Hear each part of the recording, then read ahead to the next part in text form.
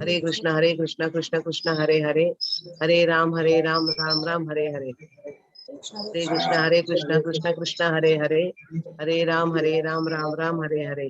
Hare Krishna Krishna Krishna Hare Hare, Hare Ram Ram Hare Hare. Hare Krishna Krishna Krishna Hare Hare, Hare Ram Ram Hare Hare. Hare Krishna Krishna Krishna Hare Hare, Hare Ram Ram Hare Hare.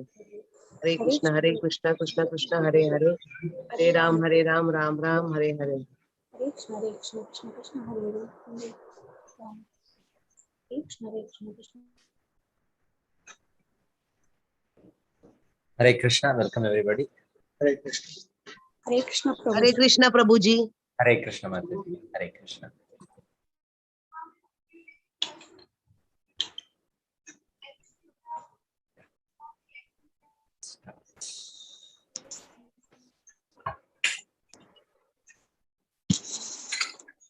Om Namah out of subtitles. Krishna Prishtaya Bhutale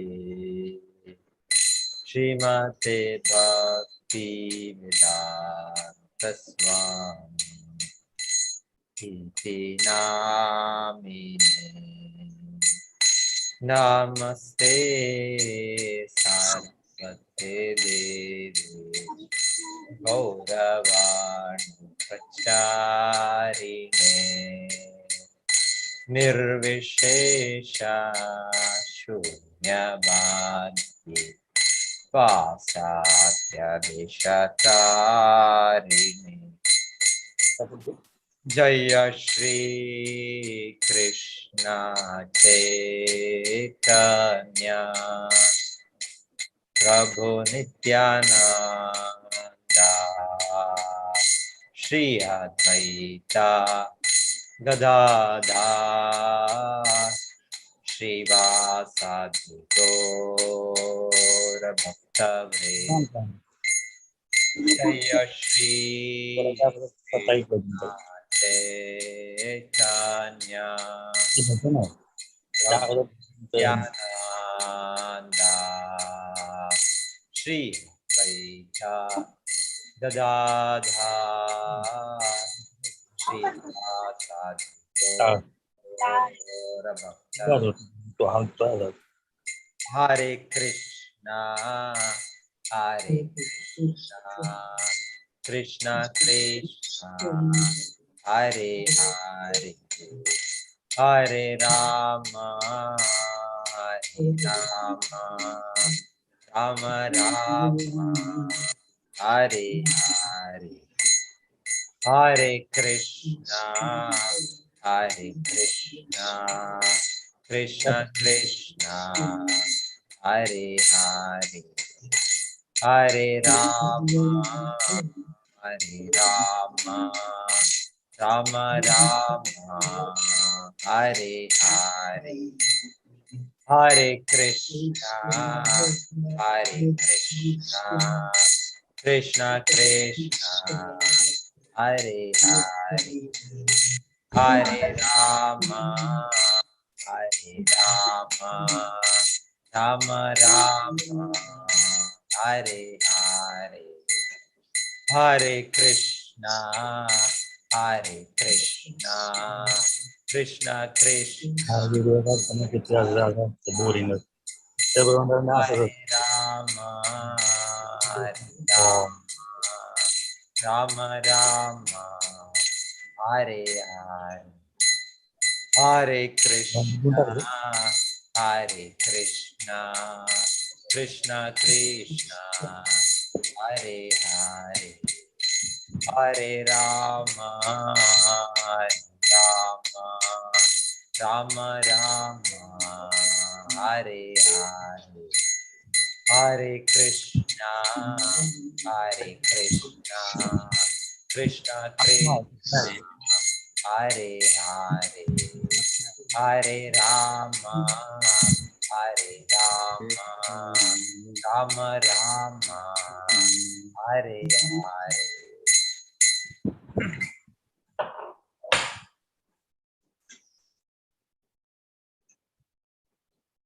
So today we are in chapter number 5, Karma Yoga, action in Krishna consciousness.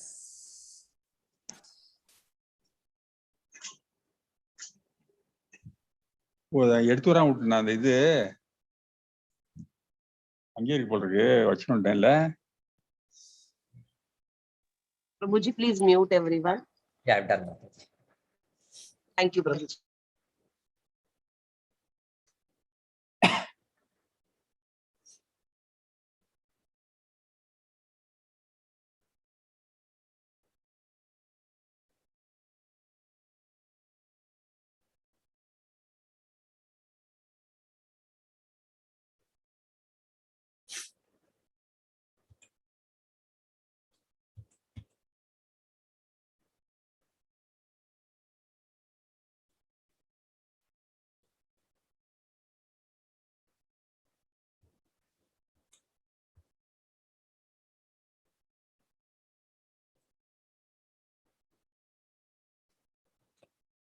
Yes. So similar to Arjuna's question in the third chapter, Arjuna is again getting more clarity about the aspect of renunciation. So he's asking Krishna, Arjuna vacha sannyasam karmanam Krishna munaryogam cha shamsasi yat shreya yetayorekam tanme bruhi sunishchitam. Arjuna said, "Oh Krishna, first of all, you ask me to renounce work, and then again you recommend work with devotion. Now will you kindly tell me definitely which of the two is more beneficial?" So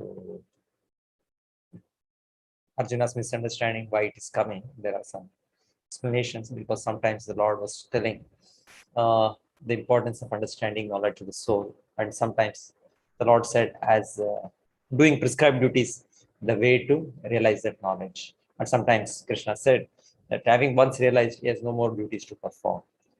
So Arjuna finally was instructed to get up and fight on the transcendental knowledge. That was the last verse in the 4th chapter.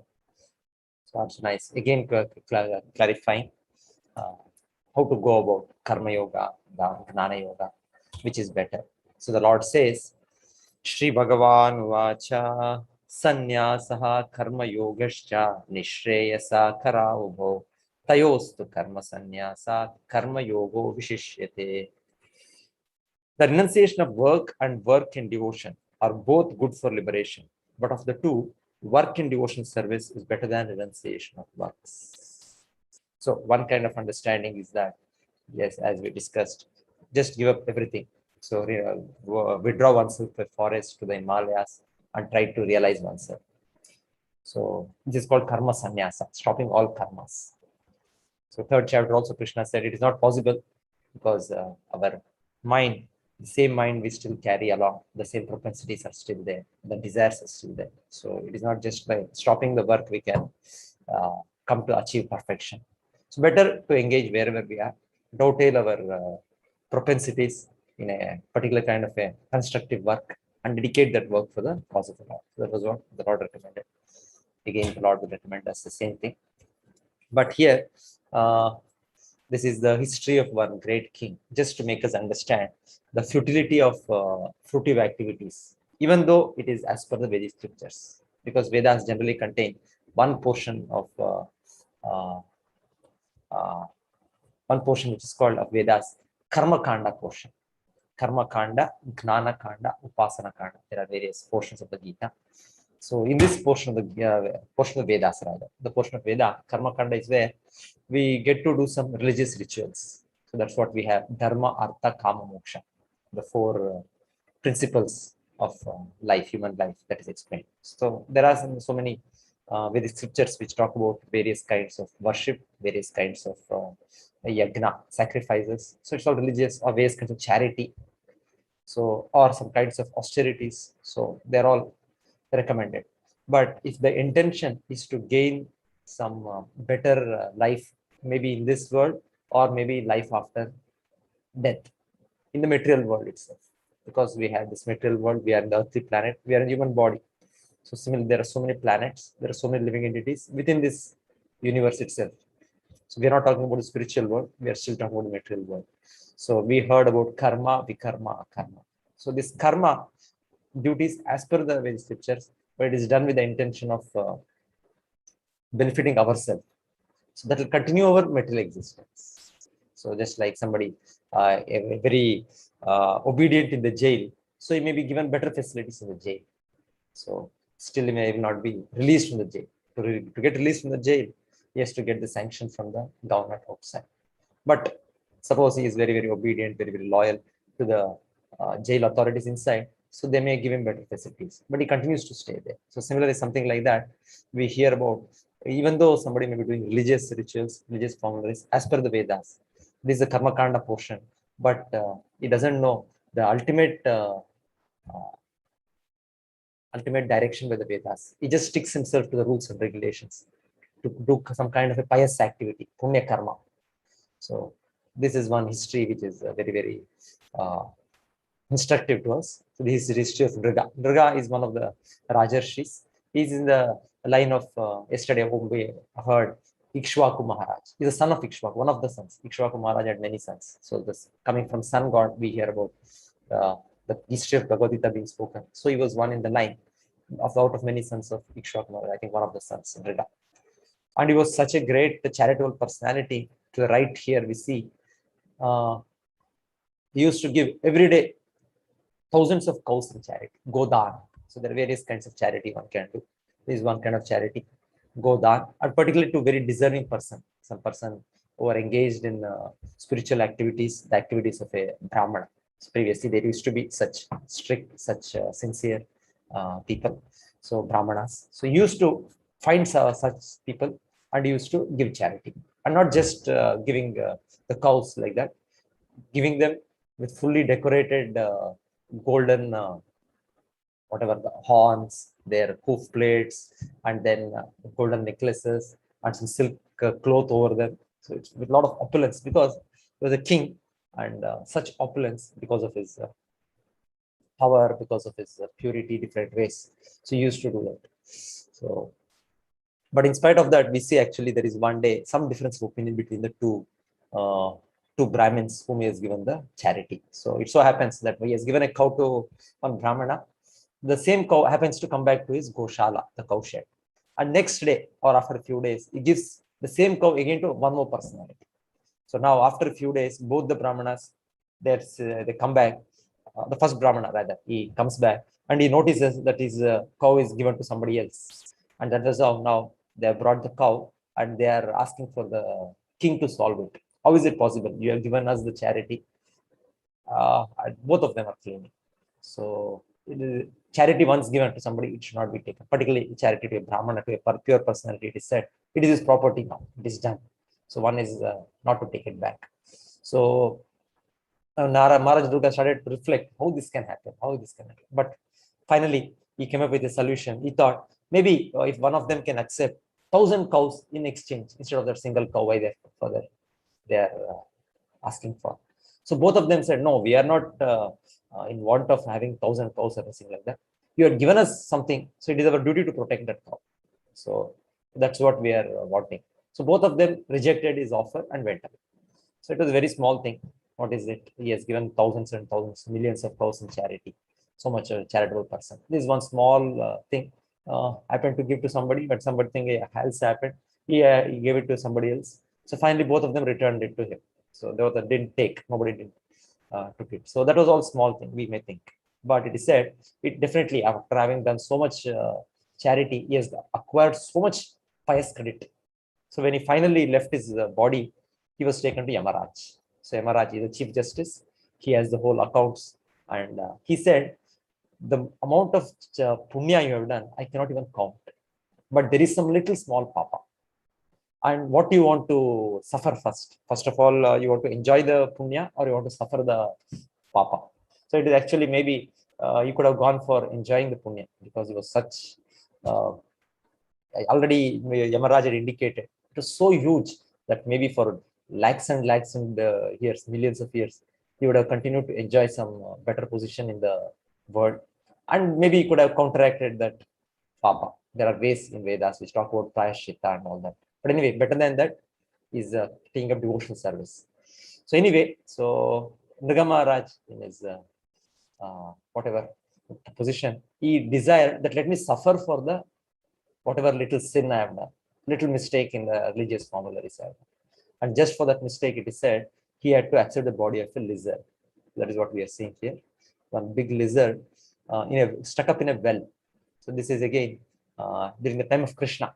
We have the history in the Srimad Bhagavatam, how Krishna personally comes. Because first of all, Krishna's children have come to some picnic near Dwaraka. They find this lizard stuck up in a well. They try to release it, pick it out, not possible.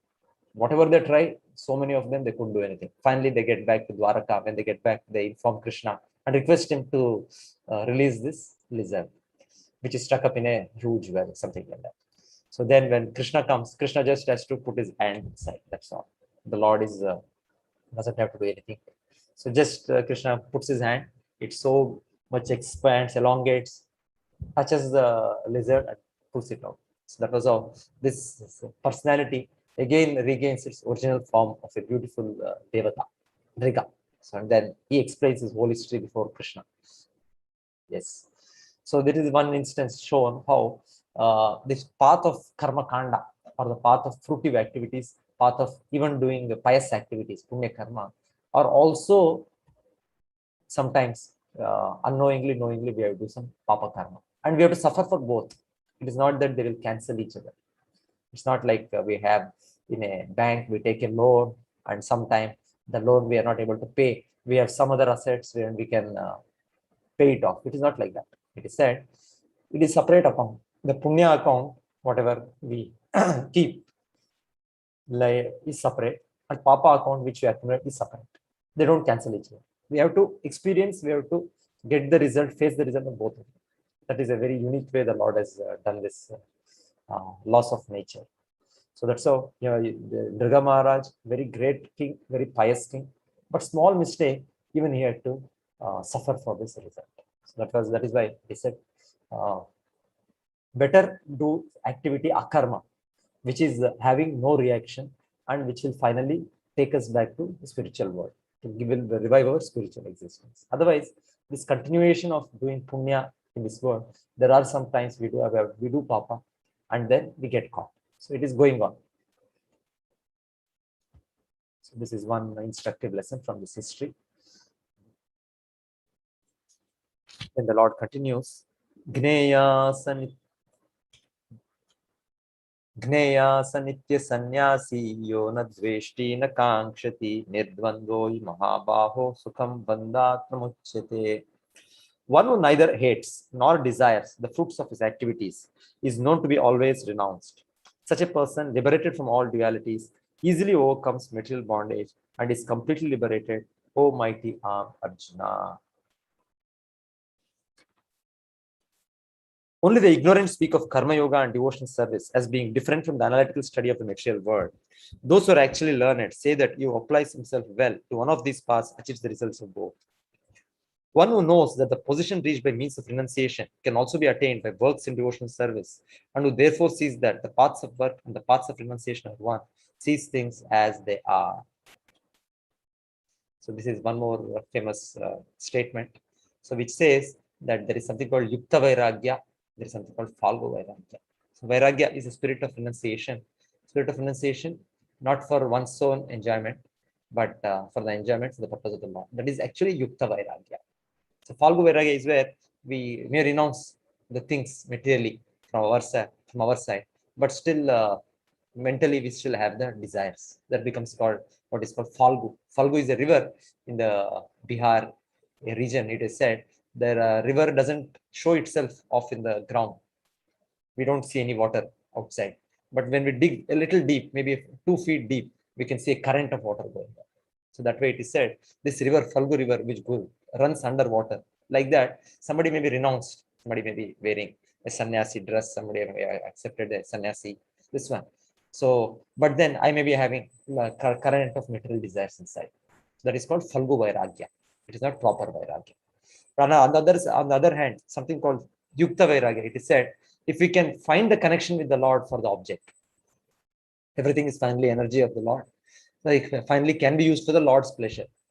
The whole universe for a great devotee, for a pure devotee, looks to be the Lord's Lord in a present everywhere. The Lord is, we know the Lord is everywhere, but we are not able to find the connection. But if for a pure devotee, it looks everything connected with the Lord, and he can engage everything in service of the Lord.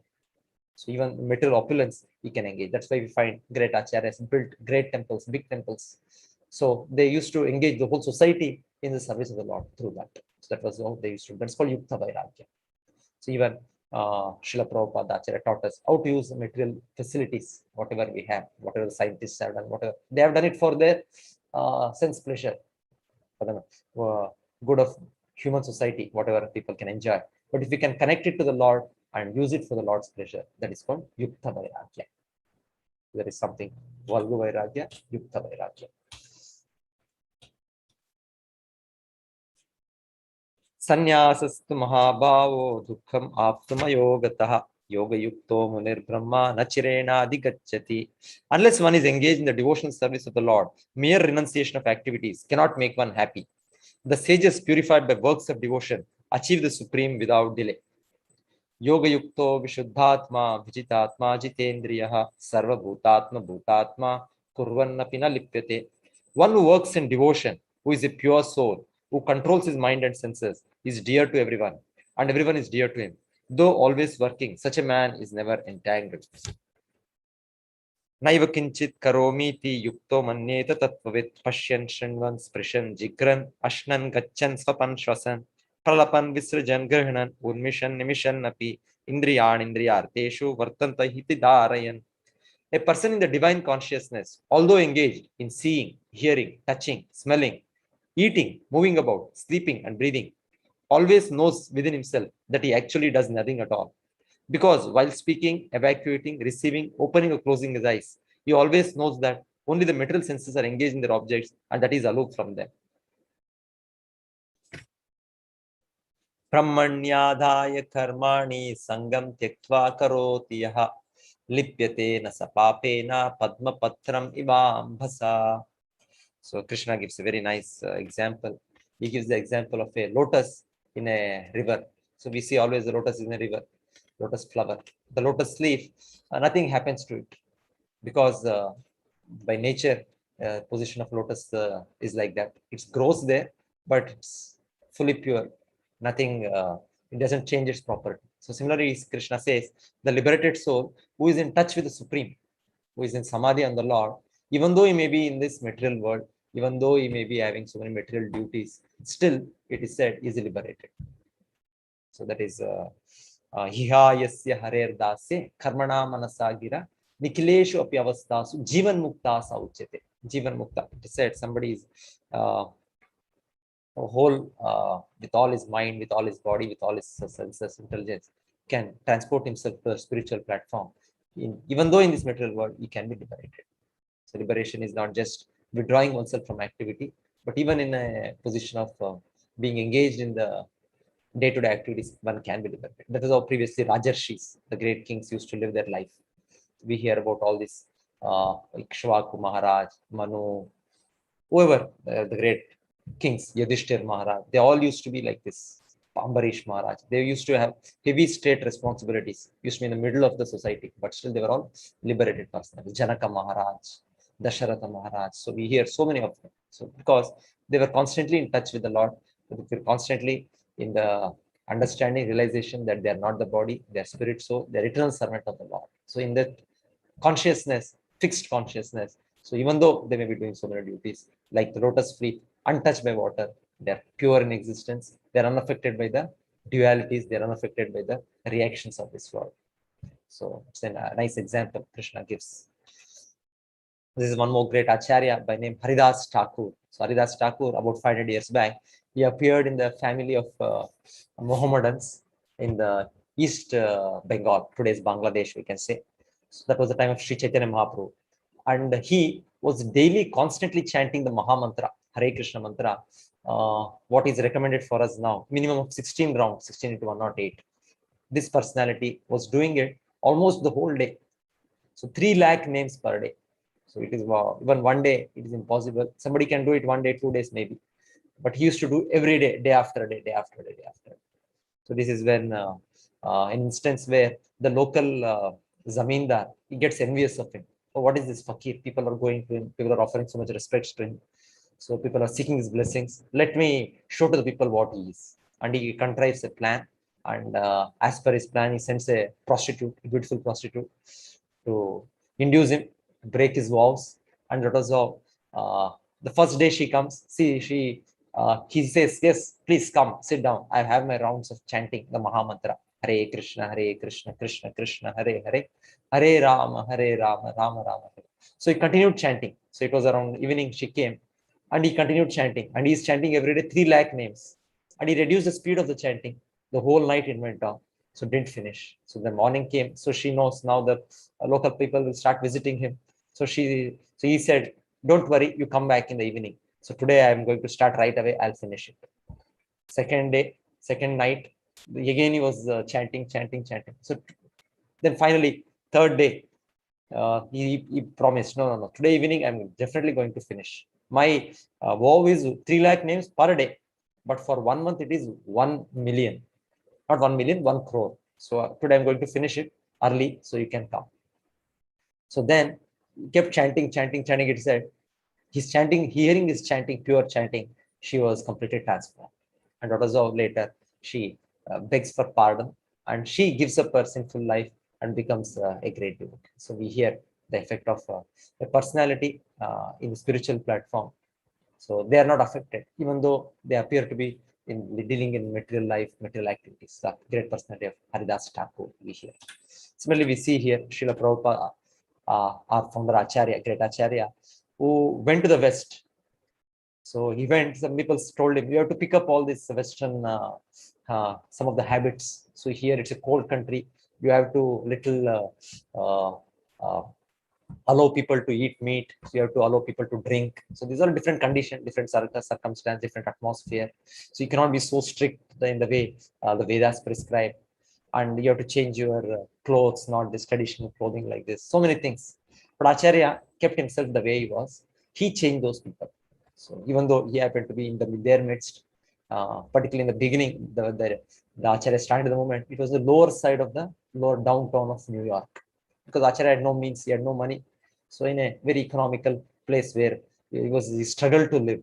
But the people who came to him, they got transformed. He didn't change. He remained the way he was. He gave him our Vedic culture, the practices. So that is how the people in transcendental position, they can affect. So they do not get affected. They don't change. Just I think small video must be there. If you don't know, it's there. It's not there. It's not playing. Okay. Anyway, we'll go further. कायेन मनसा बुद्ध्या केवलैरिन्द्रियैरपि योगिनः कर्म कुर्वन्ति संगम त्यक्त्वा आत्मशुद्धये. The yogis abandoning attachment act with body, mind, and intelligence, and even with the senses, only for the purpose of purification. Yuktah karma phalam tyaktva shantim apnoti naishtikim ayukta kamakarena phale sakto nibadhyate. The steadily devoted soul attains unadulterated peace because he offers the results of all activities to me. Whereas a person who is not in union with the divine, who is greedy for the fruits of his labor, become entangled. Sarva karmani manasa sanyasyaste sukham vashi navadvare pure dehi naiva kurvanna karayan. When the embodied living being controls his nature and mentally renounces all actions, he resides happily in the city of 9 gates, the material body, neither working nor causing work to be done. So it's called Navadvara Pura. So our body is just like previously the cities used to be there. There used to be a lot of entrances. There used to be fort, and the forts used to have huge doors. Like that, Krishna compares the body to some fort with 9 entrances, 9 entries, 2 entries, the eyes by which we see things, and ears by which we hear things, and smell by which we smell, and the tongue through which we taste, and then the two, one passing urine, the genital, then passing stool. So Krishna says like this, the body we have as having 9 holes, 9 openings, 9 gates, Navadvara Pura. So we are stuck up in this body. And Krishna says, if we can control our mind, control our senses, even in this body, we can achieve Amrita. We can achieve spiritual happiness. The steadily devoted soul attains unadulterated peace because he offers the results of all activity. Okay, this is done. न कर्तृत्वं न कर्माणि लोकस्य सृजति प्रभुः न कर्मफल संयोगं स्वभावस्तु प्रवर्तते.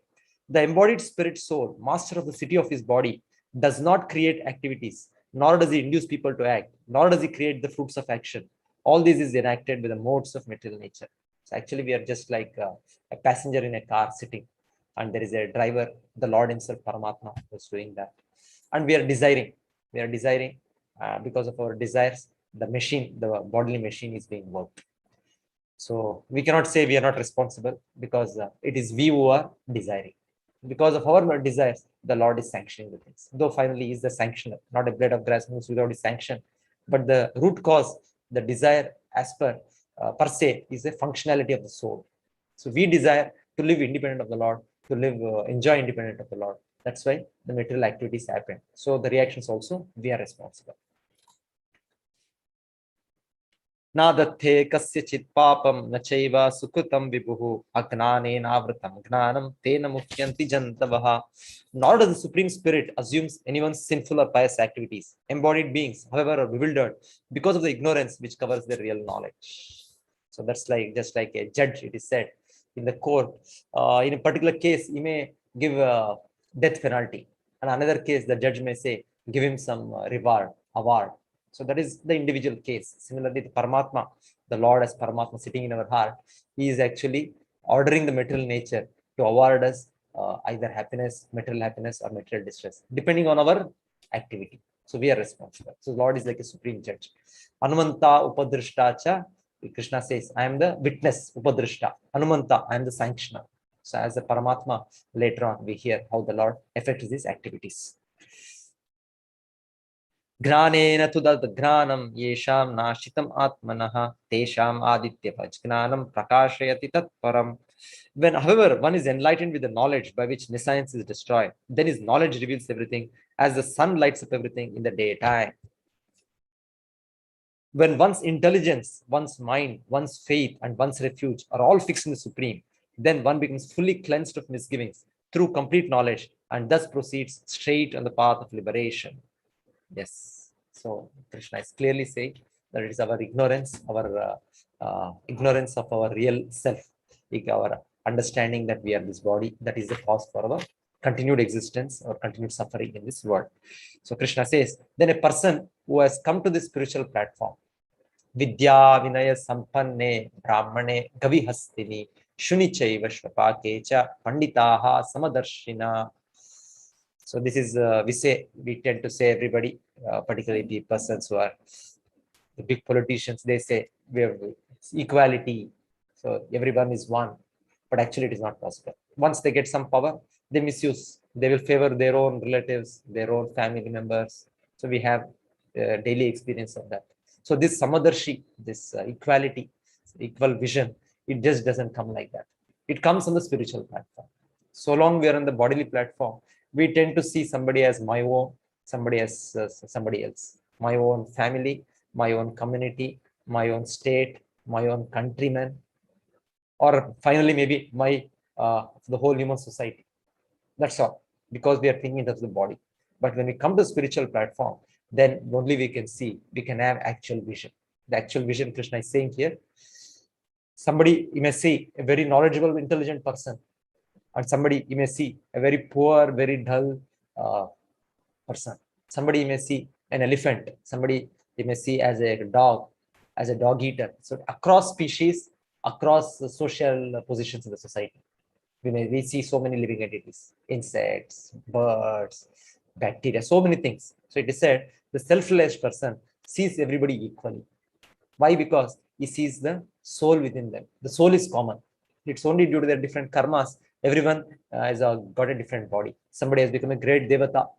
Somebody in such a high position, Brahma, so many. And somebody has misused this one, has become a small insect. So it is only one's activities, once as it is given to different residences. So with this vision, if somebody can awaken that vision, Krishna says, he is a Pandita. Pandita means he is a learned person. So in Vedic scriptures, a learned person is somebody not who has got so many degrees, who has studied for 20 years, 30 years, he has got a lot of PhDs. No, that is not considered. A person who has this vision, this actual vision, the actual vision of the spirit soul, Atma. So why? Because he is in touch with the supreme soul, the Lord, Paramatma. The Lord grants him this vision. And just like the Lord doesn't have this differentiation. For the Lord, everybody is his part and parcel. Everybody is a child of him. So he has equal vision. He has equal compassion to everyone. Similarly, a pure soul, having connected with the Lord, he also gets this vision. He also sees the same way as the Lord. So there is no lower upper for it. So it's a beautiful consciousness which comes in the perfection of self-realization.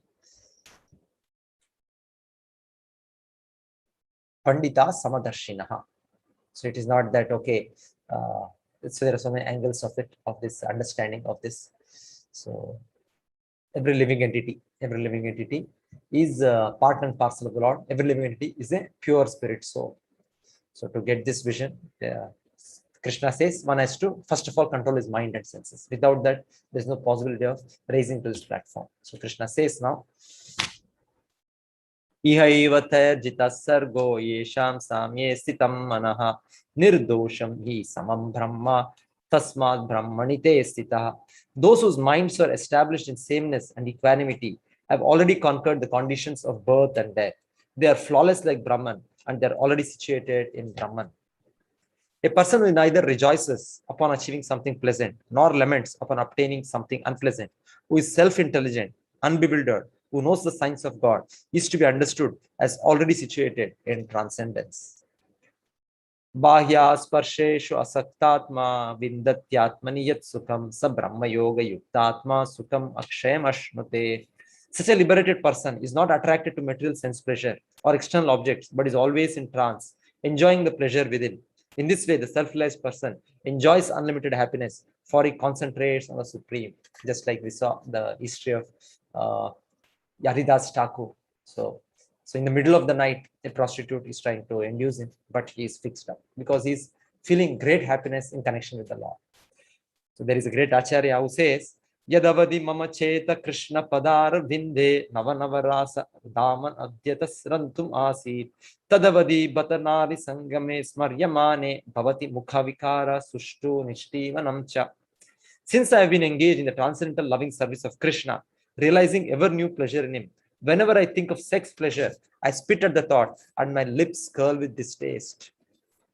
A person in Brahma Yoga or Krishna consciousness is so absorbed in the loving service of the Lord that he loses his taste for material sense pleasure altogether.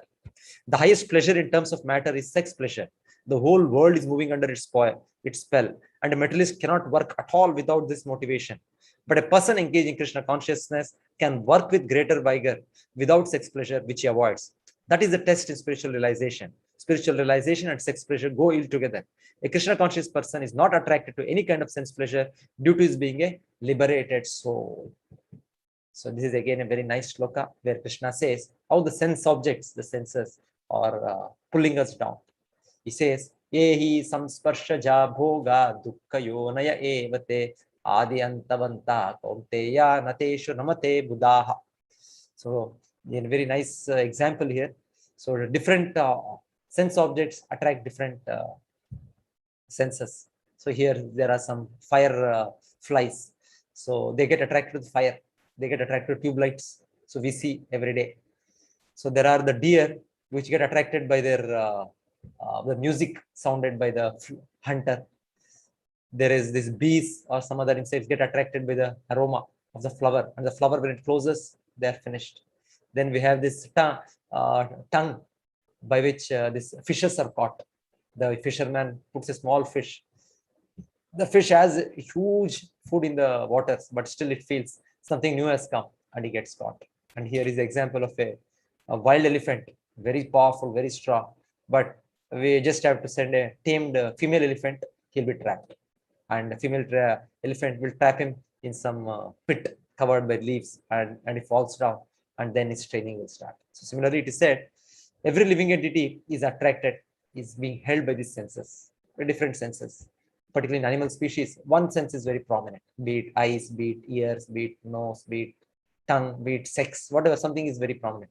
But it said human beings All are very prominent. So any one sense can just destroy us. So that's why it is said, Krishna is telling here. So intelligent person will not take part in this source of misery, Krishna says here. So we may think it's a source of enjoyment, happiness. Of course, it's a source of enjoyment for a temporary time scale.